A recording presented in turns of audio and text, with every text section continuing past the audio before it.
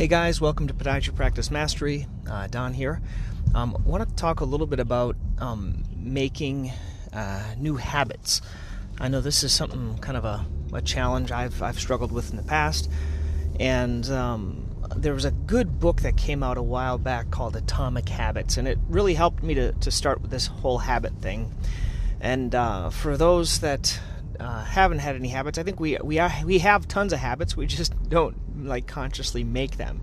It's just the things that you constantly do. I remember when I was a lot younger, so I took a year off after college and podiatry school, and I was doing some landscaping, and then I got to get a job carpet cleaning. So I was carpet cleaning for Service Master. There's a lot of stories there, but when I was carpet cleaning, my habit was at the end of the day I was always just tired, and it was hard work, moving all the furniture and carpet cleaning, and really made me want to go study more. And but one of my habits was to always go to McDonald's for one of these. I think it was like a malt or just some type of a strawberry shake or something like that. And I did that every single day because I was tired, and I was, it was a way to kind of relax and unwind. That was not a good habit, and I probably put on some weight, but I was working so much it didn't really matter. I remember specifically when I was mowing lawns and stuff like that, I used to kind of kneel down and get that cramp in the back of your leg, and you feel like you're gonna pass out, kind of like when you go to the gym now and you get dehydrated. But that was a bad habit. Since then, I've tried to kind of orchestrate other habits. Now you might think this is kind of hokey, but I recently just finished. There's a good book, actually it's a compilation from Norman Vincent Peale. He has one book on the power of positive thinking, he has another one on enthusiasm, and I think there's one other one to live without worrying. Anyway, this is a huge book. The thing is 500 pages, and I wanted to read it. I saw the benefit of reading it. I just didn't have a good habit in place. Now, I've developed a few habits that have worked for me. For example, I think I've mentioned this if you guys have listened to my rants before.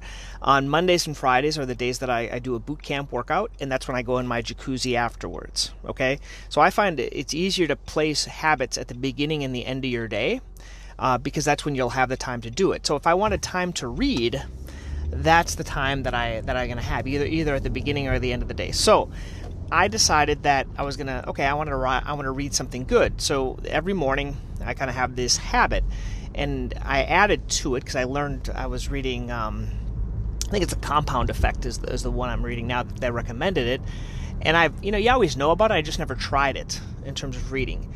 So what I did is part of my morning routine now is I kind of get up. I do that cold shower I've talked to you guys about. This is the Wim Hof method, and then the 10 minutes of breathing.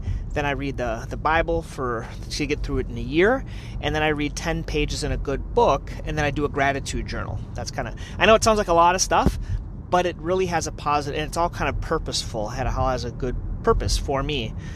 You can do whatever you want to do. And what I used to do is I used to always, if I had to be at work at 8, I used to get up at 7:30. And I just never had that time to kind of ground me. And I never really made any progress in terms of my mindset and reading. But this way, I can have those 10 pages. So all I do is basically I just put a page down 10 pages after, and I read those 10 pages, and I underline it and things like that. So I finished this book finally, this 500-page book, and it really didn't take me too long. And actually, I think the book I learned it from was the Miracle Morning. The Miracle Morning. So if you haven't read that was a good one. They recommended just reading 10 pages in a good book. And that's what I do now. And I really like it. And the other thing they recommend is reading it twice. So I read this 500-page book, and I'm going to read it again. And I read I've never read a book twice. Never, ever. But what I find is that when I read it twice, I get more from it. But it takes a lot more discipline to read it the second time. And any book, if you read it again, you're going to get more from it. And I think it's not so much from the book itself. It's because we're different people when we read it a second time.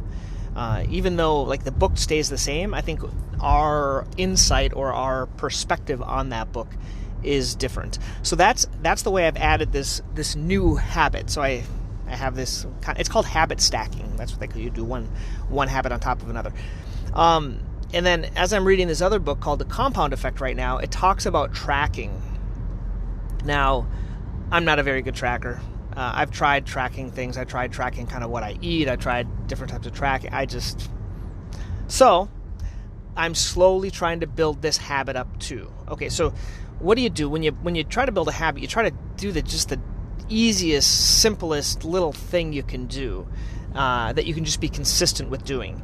So the analogy they always give is like if you're going to want to like build a habit of, let's say, walking, all you do the first week is all you want to do is walk over to the treadmill and just get on it, and that's it.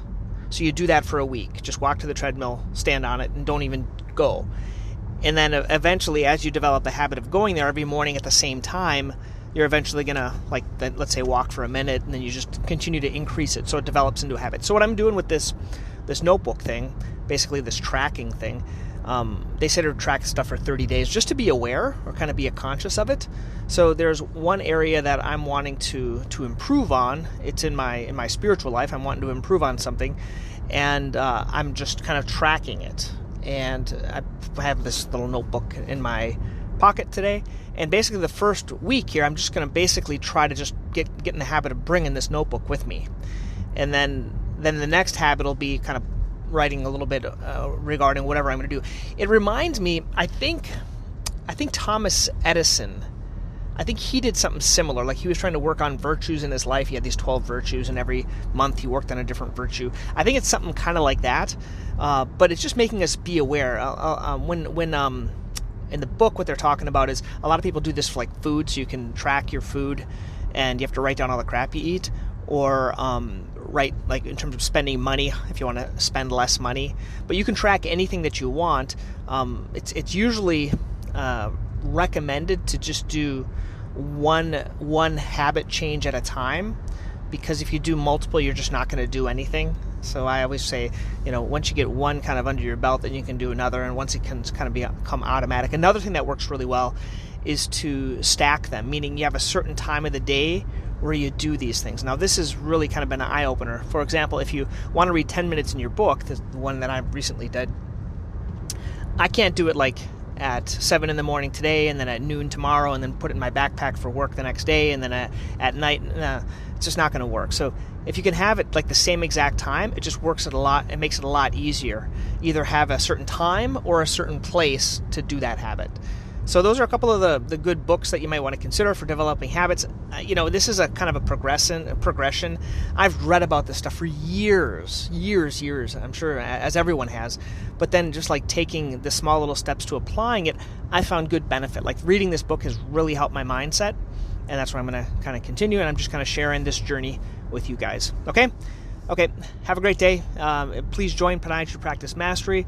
Some great resources on there. We're kind of switching the website up and to make it easier for people to use. Okay, have a good one.